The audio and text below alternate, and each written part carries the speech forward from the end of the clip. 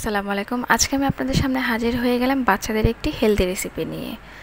তো তার জন্য আমার এখানে লাগবে লাল চিড়ে। লাল চিড়েতে রয়েছে প্রচুর পরিমাণে পুষ্টি, যা বাচ্চাদের মেধা বিকাশে এবং হজম বৃদ্ধিতে খুবই ভালো কাজ করে। এছাড়াও আমার লাগবে ওটস।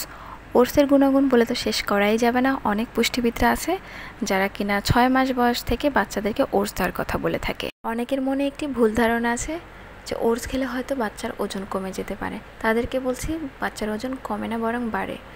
ওটসে এত পরিমাণে পুষ্টি রয়েছে যে জানলে আপনি অবাক হয়ে যাবেন। তাই আপনার বাচ্চাকে ভাতের পরিবর্তে দিনে একবেলা ওটস দিতে পারেন।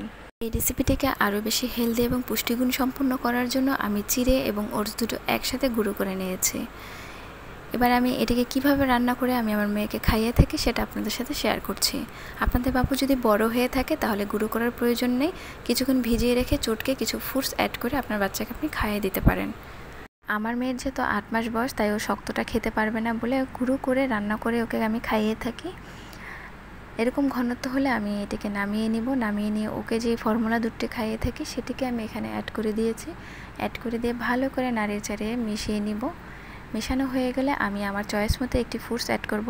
আপনারা যদি বাসায় তৈরি করেন তাহলে আপনারা আপনাদের বাচ্চারা যে ফ্রুটসটি পছন্দ করে সেটি দেওয়ার চেষ্টা করবেন। আমি এখানে ব্যবহার করছি ড্রাগন ফ্রুটস। অনেক বেশি কুচি কুচি করে নিয়েছি যাতে আমার বাবুর খেতে সুবিধা হয়।